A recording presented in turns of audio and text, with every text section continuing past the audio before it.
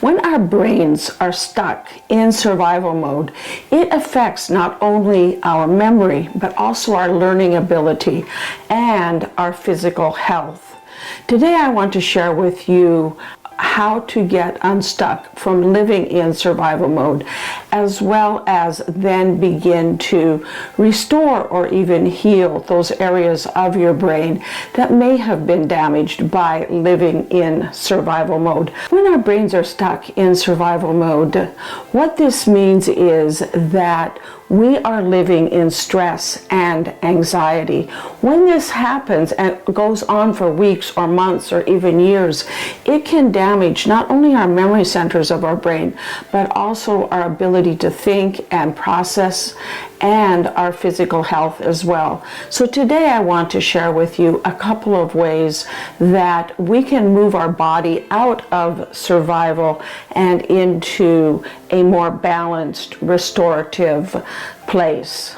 A few years back, Farmer Fred's my husband, Farmer Fred and I took a trip to China. It was a guided tour, and on one of the stops of the tour, we stopped to do some shopping at one of the local artisan markets to get some souvenirs and some things to take back to the States with us. After shopping for a while there, I had a rather large collection of souvenirs and began to look for a bag that I could then put everything in to carry it and make it easier for me to take it back to the tour bus. We walked into a shop that had a lot of really amazing bags, and I spotted way out in the back, up way far in the rafters, a beautiful bag in my favorite color, blue, that had hand embroidered pandas on it. After purchasing the bag, I left the shop with it. The bag had been stuffed with newspapers to help it retain the shape of the bag, and as I began to walk down the pathway towards some other shops, I began to look for something to put those newspapers in, and I began to take the newspapers out of the bag. Suddenly, I froze. I didn't even realize what I was doing, and then I let out one of the loudest yells of my life, and I flung my bag as far as I could throw it away from me. My bag went sailing through the air, and when it landed, the creature that came out of my bag created a similar reaction of panic in all of the onlookers that were in the area. Hi, I'm Dr. Jonette. I'm an ER doctor, clinical professor, and researcher. This is the channel where we take neuroscience and make it understandable and applicable to your life. Make sure you watch all the way to the end, where you will learn not only what that creature was that came out of the bag, but how my reaction and how this all applies to living in survival versus moving out of survival into relax and repair. When I begin to remove the newspapers from that bag, the creature that was in that bag was detected by my threat detection system. I wasn't consciously aware of that creature in my bag.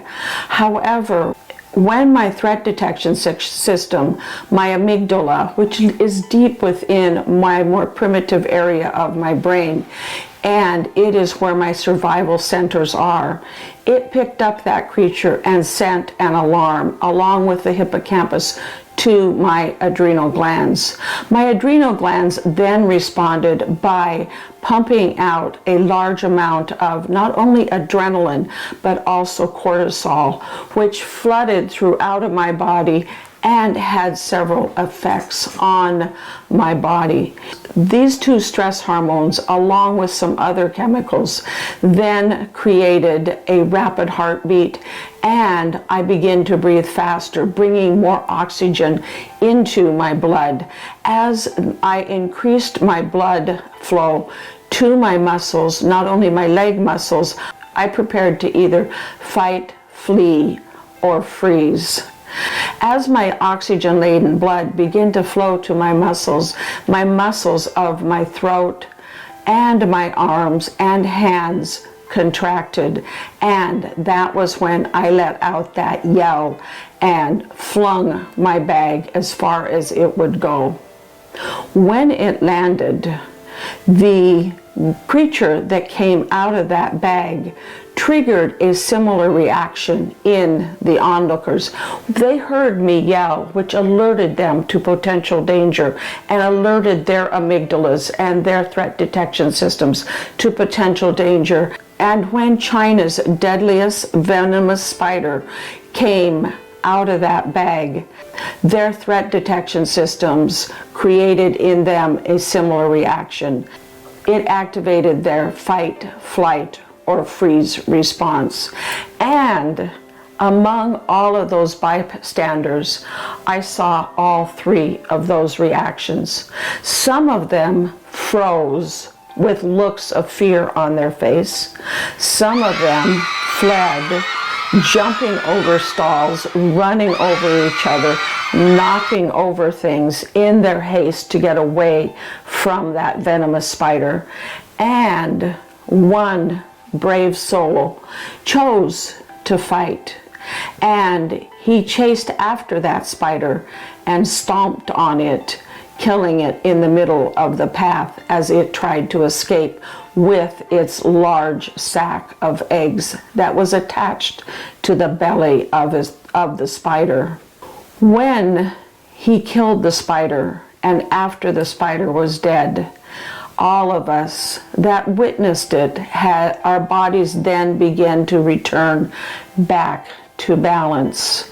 And I didn't realize that it was a venomous, dangerous spider, even deadly spider, and had it bit me, that I likely wouldn't have survived until my tour guide told me what had been in my bag and why it had created such panic among the people there, among the locals there at that market. Thank you for signing up for notifications if this has been helpful and interesting so far.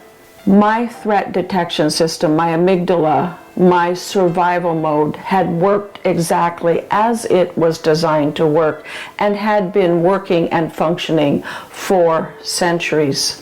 However, in today's modern world, we often have an activation of that same system, and it doesn't get to return back to balance like my system returned back to balance after the spider had been killed. And whether it's activated by financial stress, relationship stress, work stress, social isolation stress, or mental health issues, all of these can keep our body in what's called survival mode. And when our body stays in survival mode for days or weeks or months or even years, it takes a toll not only on our physical health, but also our emotional health and our brain, as it can damage our learning centers, our thinking and memory centers, and also our emotional health. So it's important to learn ways to move our body out of survival mode, out of our survival mode, and into what is called our rest and repair mode. In our rest and repair mode, our body can begin to restore itself to balance and create those chemicals and neurotransmitters that are necessary for both neurogenesis, as well as those neurotransmitters and chemicals that are important for not only neurogenesis, which is the creation of new nerve cells to replace cells that may have been damaged, but also neuroplasticity, our ability of our brain to rewire itself. In other words, to turn down the signal or turn down our reaction to our fight, flight, survival response, and turn up our ability to stay in rest, relax, and repair. There are two ways today that I want to talk about briefly that we can do this. The first one I call is move it to to improve it. In other words, there have been multiple studies that have shown that exercise is one of the better ways that we can move our body out of survival and into that rest and repair. When we exercise, it creates neurochemicals, endorphins, as well as serotonin, which both are important in not only elevating our mood, but also in helping us move out of survival mode. And if we exercise, and by the way, it doesn't take a lot of exercise. We don't have to go to the gym and work out every day and have a really intense exercise. If that's your thing, that's great. But if you're not if you're like me, one of those people who doesn't want to go to the gym or doesn't like to go to the gym, you can take a brisk walk as often as 3 or 4 times a week for 30 minutes at a time. And that's enough exercise to help you move out of survival and into repairing and restoring any damage that may have resulted. In fact, if you spend your exercise time outside in nature. For me, I love to go out in my gardens and put my hands in the soil. Spending time outside gardening, doing yard work, touching and engaging with nature will not only provides serotonin and endorphins, but it also provides dopamine. Our brain will secrete dopamine, which is our feel-good chemical. It's our reward chemical, actually. And when we do an activity that generates dopamine, what that does is it makes us want to go back and repeat that activity over and over again. And I can't think of a better activity to become, quote, a little addicted to than spending time outside, getting some exercise out in nature, enjoying the garden, or enjoying the yard, or just taking a brisk walk. So the second way that we can move our bodies out of survival and begin to restore and repair any damage that's done is what I call play a game and rewire our brains. Neuroplasticity is our ability to rewire our brain or to wire our brain. Everything that we do actually physically changes our brain by creating new connections within our brain. And brain games, things like puzzles, learning a new skill, reading, or creating a novel experience for our brain will all stimulate new connections. Scientists have shown that the more interconnected, in other words, the more connections we have within our brain, the better we are able to remember things, learn things, think, and problem solve. And this is due to our brain requires multiple areas. And this is because all of these skills require activation and connection between multiple areas of our brain. Two of the best ways to stimulate neuroplasticity and increase our interconnection with our brain are to learn a second language or to learn to play an instrument. When we learn a second language, we activate and interconnect many of the areas that are required for problem solving, for verbal reasoning, for nonverbal reasoning, as well as for memory and for improved cognition. So learning a second language, studies have shown that people that are fluent in 2 languages have a much greater ability to access their memory and their verbal as well as their nonverbal thinking processes. When you learn to play an instrument, what you are doing is you are actually creating interconnections between both hemispheres of your brain. And the more you interconnect the 2 hemispheres of the brain, the more you will again improve your learning, improve your memory. In addition to that, you're going to improve your fine motor skills as well as your verbal and nonverbal reasoning skills. So in summary, living in survival mode isn't really living. very well. And we want to move out of survival mode so that we can enjoy life, so that we can have a healthy mind and a healthy body and live a long, productive life. Getting exercise as well as becoming a lifelong learner, whether it's learning a new skill, learning to play an instrument, or learning a second language. All of these help us move out of survival and have a healthier, happier, healthier, and longer life. Thank you for watching and for subscribing now. Also, don't forget to hit that notification button so that you can stay up to date on any of our latest episodes in this enlightening series.